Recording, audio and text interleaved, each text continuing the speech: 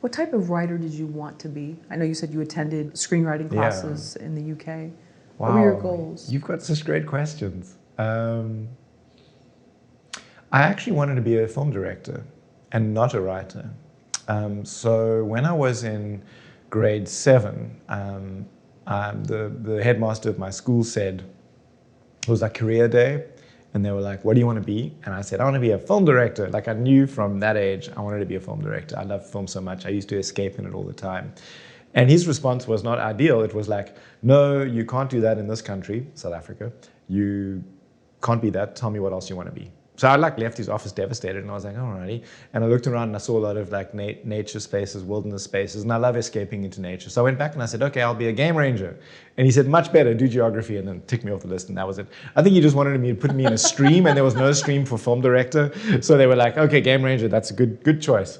So I knew from a very young age that I want to be a film director, and I used to always play with video cameras and VHS tapes, recording from one to another and doing editing. And so I was always in that space of, I guess of being a film director. And I had stories come to me even at that age, but I was always thinking of them in terms of film. I didn't even really realize that screenwriting was something that happened. And then when I went to university, I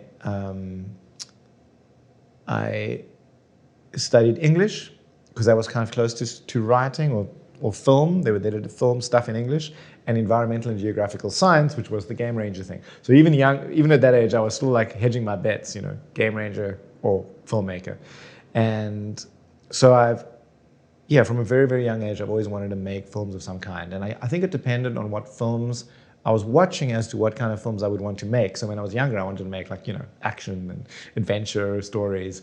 And then as I got older, I was more interested in the experimental films. So then I wanted to make experimental type films.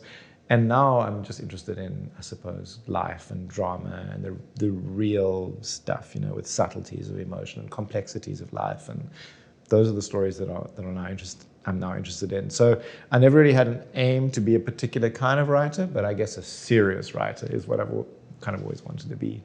Yeah.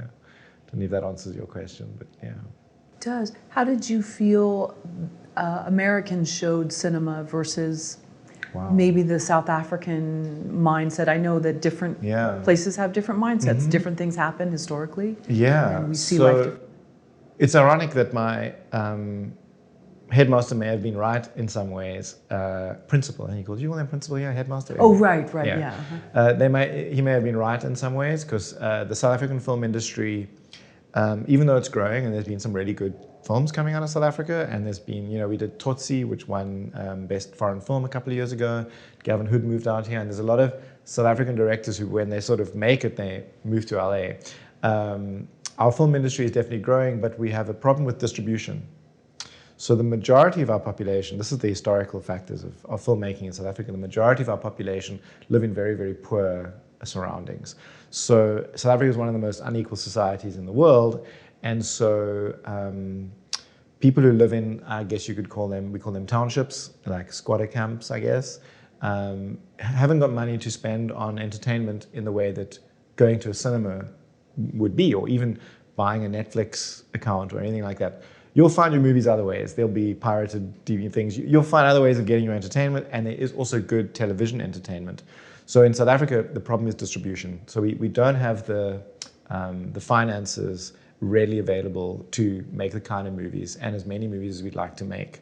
So there are some movies that get made, and as I say, it's growing every year, which is great. When technology becomes easier to afford, we're making more and more movies, but we just don't have that. Like when I'm here in America, I just see the AMC cinemas. I'm like, wow, you go AMC diner and you're sitting and your food's coming to you, you've got seats that recline. I'm like, we have that in South Africa. They're called prestige cinemas, and only really rich people can afford them.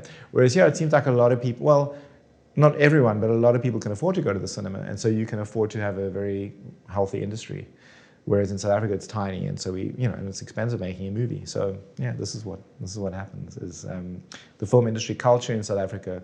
Although what I like about it is it's very gung ho. Anyone with a camera can make a film. You just go off there and you make a film. There's a huge independent spirit to making films in South Africa, which I like. But we just don't have the studio. We don't have studios. The studios don't exist in South Africa. We have production companies that make movies that then get distribution deals. But there's no studio system. So even if you have a script, doing the rounds, it'll do a round to like 3 or 4 people, and then it's done. So there's just those 3 people. Like a few people, and like you know them, and they come around to your house, and you know you don't want to mention I've got a great script because they're just your friends. So yeah, it's kind of a smallish cottage industry. Yeah.